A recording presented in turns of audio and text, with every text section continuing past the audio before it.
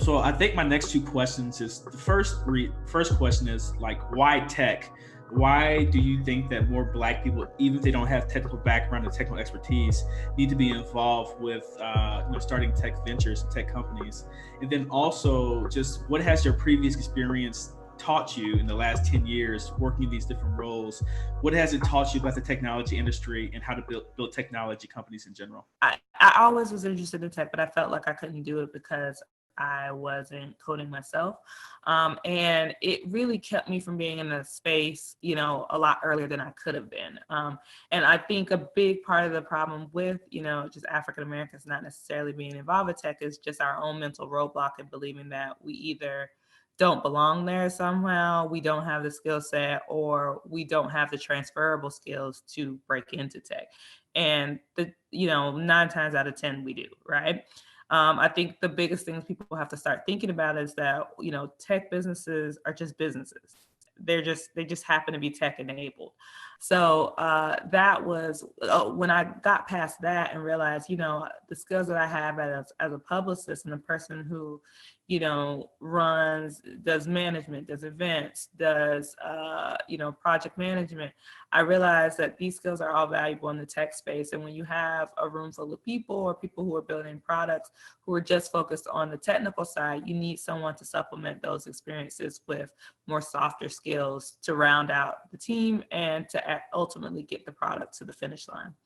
And so, once I got over that middle hurdle, it really helped a lot. I think the biggest thing that I've learned over the past decade is that you just have to start. I think, no one knows it all. And I've been, surprised that, some of the people who I've met who I'm like, oh my gosh, these people are at the top of their game. Everyone is a little jealous of someone. Everyone wishes they had a different skill set than they did. But you kind of have to get out of your own way and just kind of take the leap into it and kind of learn things along the way and pull the resources in the community around you that will help you succeed. No one has it all. No, even, Elon Musk, looked at his club in this past week. He still came out on top, but, he's, regarded as one of the top, thought leaders in the tech space, in the futurist space. But even he made a mistake this week. So, I think people just really have to just start seeing themselves as tech entrepreneurs. And people always talk about if tech has a diversity problem. I don't think it does. Like, African Americans, we over index on tech. We just don't produce tech as much. And a big part of that is, not always having equitable access to education. And the other part of us is believing that we may not fit there, right? So once we can get past that ourselves and just start creating and find ways to create, as well as finding, accessible and affordable education outlets that teach us the skills that, we may be insecure about or don't quite have yet. I think that's the great equalizer. So Amanda, let's talk about that a little bit more then in terms of, let's get into the how-to a little bit for those who are watching. If you are looking to start let's say you're looking to start a tech company from two different angles. You have an idea and you don't have an idea, but this is like a space that may interest you. Like, where should someone start if they just know they want to be in the tech space?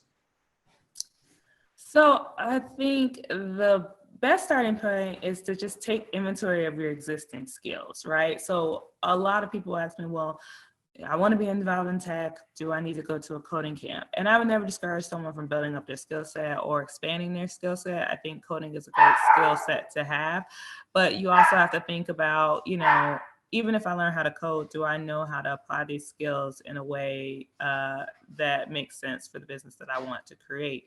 So take inventory of your existing skills and realize and think about strategically about how you could use these skills in the confines of an existing tech company, and maybe start getting some, start applying for jobs there. Make the leap over to a startup and see what it's actually like to build and run one. You might find that, maybe, working in a startup is better for you, or alternatively, maybe you are more prepared than you think to be in the founder seat. So I think the first thing is, take inventory of your skills and start doing research on the industries you want. Every article that you can find, every, white paper that you can find.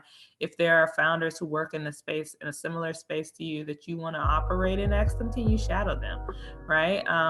People would love some free help. So I think, start where you are and kind of use what you have and what's around you to kind of get the start you need before you start, taking new classes.